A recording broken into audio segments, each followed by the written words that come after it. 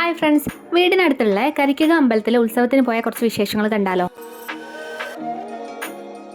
രാവിലെ ഒരു 10:30 ആയപ്പോഴാണ് ഞങ്ങൾ രണ്ടാളും കൂടി ഇറങ്ങിയത്.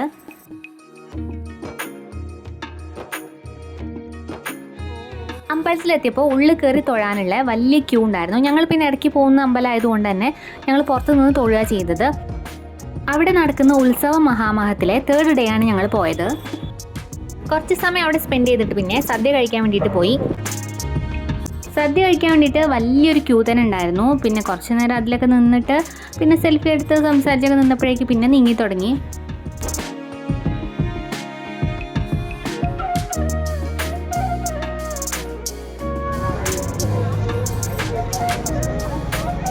ഒരുപാട് പേർക്ക് ഇരിക്കാൻ പറ്റുന്ന ഒരു സ്ഥലത്ത് വെച്ചിട്ടാണ് കേട്ടോ സദ്യ തന്നിട്ടുണ്ടായിരുന്നത്. അവിടെ ഒറ്റ ട്രിപ്പ് തന്നെ ഒരുപാട് പേർക്ക് ഇരിക്കാൻ പറ്റും.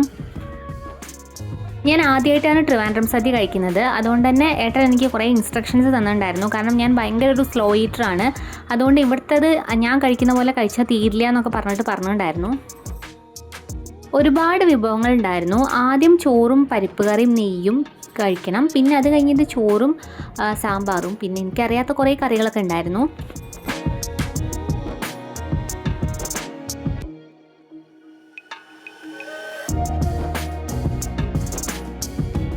പിന്നെ പായസം ഇലയിലേക്ക് ഒഴിച്ചു തന്നു. മലപ്പുറത്തൊക്കെ എപ്പോഴും ഉണ്ടാവുക ഗ്ലാസ്സിലേക്കാണ് പായസം തരാറുള്ളത്.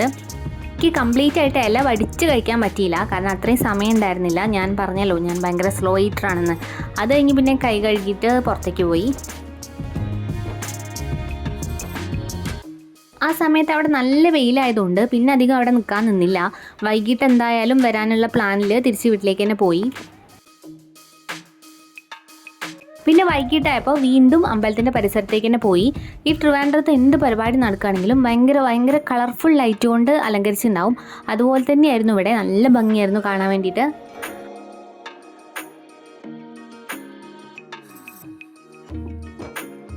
അമ്പലത്തിനടുത്ത് പഞ്ചാരിമേള നടക്കുന്നുണ്ടായിരുന്നു.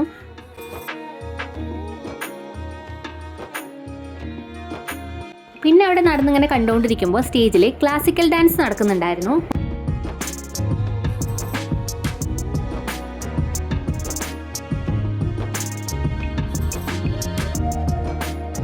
ഞങ്ങൾക്ക് രണ്ടാൾക്കും ഇങ്ങനത്തെ പരിപാടികൾ കാണാൻ വലിയ താല്പര്യമില്ലാത്തതുകൊണ്ട് കുറച്ചു നേരം അവിടെ നിന്നിട്ട് പിന്നെ നടന്നു.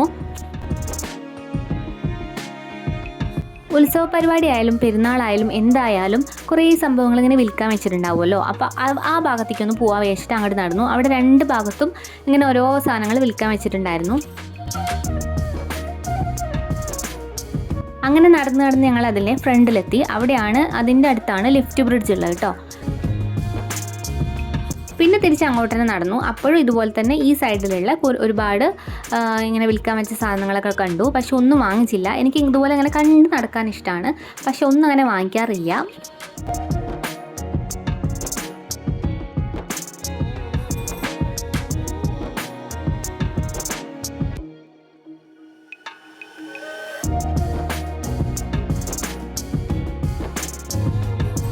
ലാസ്റ്റ് ഞാനൊരു പൊട്ട് വാങ്ങിച്ചു. എൻ്റെ പൊട്ട് കഴിഞ്ഞിട്ടുണ്ടായിരുന്നു, അതുകൊണ്ട് മാത്രം ഒരു പൊട്ട് വാങ്ങിച്ചു ഞാൻ.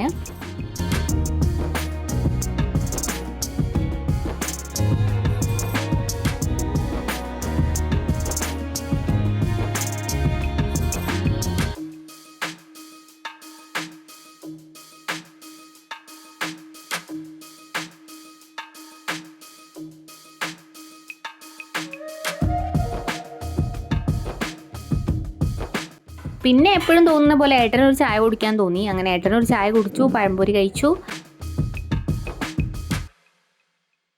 പിന്നെ സ്റ്റേജിലോട്ട് നോക്കിയപ്പോഴും ഡാൻസ് പ്രോഗ്രാമൊക്കെ അപ്പോഴും നടക്കുന്നുണ്ടായിരുന്നു. പിന്നെ ഞങ്ങൾ തിരിച്ചു പോന്നു.